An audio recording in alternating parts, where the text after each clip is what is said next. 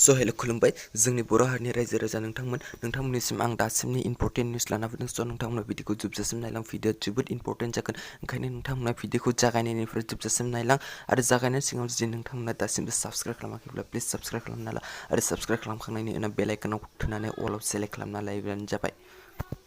दिनैनि जोंनि गिबि निउसानो जाहैबाय जोबोद दुखुनांथाव।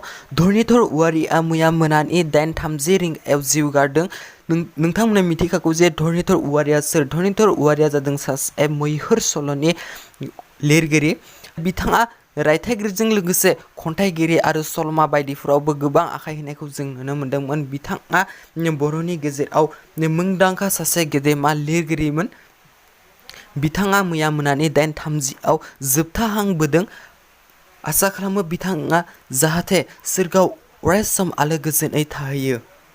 नम्बर 2, फैगौ आसामनि 2021 मायथाइनि एसेम्बलि इलेक्शनआव कंग्रेस पार्टीआ बिजेपिखौ फेजेननो थाखाय नाजागासिनो दङ आरो मैया बिथांमोना गुवाहाटीनि हटेलाव बिथांमोना डिस्कास खालामदों जे फैगौ एसेम्बलि इलेक्शनआव 2021 मायथाइनि एसेम्बलि इलेक्शनआव बिथांमोना बिजेपिखौ आसामनिफ्राय जोगारहरनो थाखाय बिथांमोना नाजागासिनो दङ।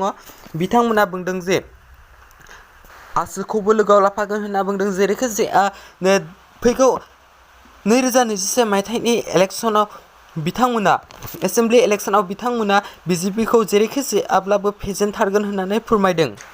बेखौ आं मोजां ना गाज्रि बुंनो थाङा, नाथाय पलिटिक्सनि खोथा ना, मानिफ्राय मा जायो रावबो बुंसो हाया। नम्बर 3, जरहाट सिटिया आसामाव बयनिख्रुइबो क्लिनसिन सिटी हिसाबै सायख'जादों। जरहाट सिटीआ आसामनि बयनिख्रुइबो साफासिन सहर होननानै मिथिजादों। सेकेन्डआव दङ जोंना तेजपुर आरो थार्डआव दङ कार्बि आंलंनि डिफु। बे मोनथाम सिटीआ जोंनि आसामनि बयनिख्रुइबो साफासिन सिटी हिसाबै सायख'जादों।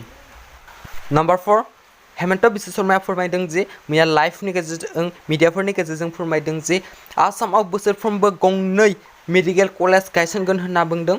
बोसोरफ्रोमबो आसामाव गंनै मेडिकेल कलेज गायसनगोन होननानै फोरमायदों। बेयो जोंनि थाखाय जोबोद मोजां। बोसोरफ्रोमबो जुदि गंनै कलेज गायसनोब्ला अब्ला साननानै नायदो आरोना जोंनि थाखाय बेसे मोजां जागोन। बेयो जोंनि थाखाय जोबोद मोजां। मैया मिडियानि गेजेरजों हेमन्त बिश्व शर्माया लाइभआव बेखौ फोरमायदों। नम्बर 5, बेड निउज, गाज्रि खौरां।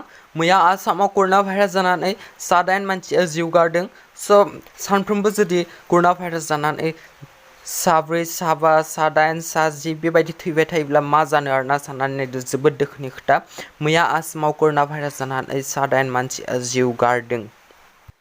दिनैसिम आसामाव गासै नायनो थाङोब्ला कर'ना भाइरासनि अनजिमाया जाहैबाय 86,052, 86,052 सुबुङा जाहैबाय आरो रिकभार खालामनाया जाहैबाय 63,120 सुबुंखौ रिकभार खालामफिनबाय, फाहामबाय माने बिथांमोनखौ हस्पिटालनिफ्राय। आरो दासिमबो एक्टिभ जाना थानाया जाहैबाय 22,708 सुबुंनाव दासिमबो एक्टिभ दं। 22,708 सुबुंनाव दासिमबो कर'ना भाइरास एक्टिभ जानानै दङ। आरो दुखुनांथावसिनानो जाबाय 221 सुबुङा थैबाय आरो 3खौ मार्गारेट खालामना होबाय। अके लोगोफोर, भिडिअआ दिनैनि थाखाय बेसेनोमोन। जुदि नोंथांमोना भिडिअखौ मोजां नांबायब्ला अब्ला प्लिज लाइक खालाम आरो शेयार खालाम आरो साबस्क्राइब खालामनो दाबाव जुदि नोंथाङा चेनेलाव गोदानब्ला। अके लोगोफोर, बाय बाय।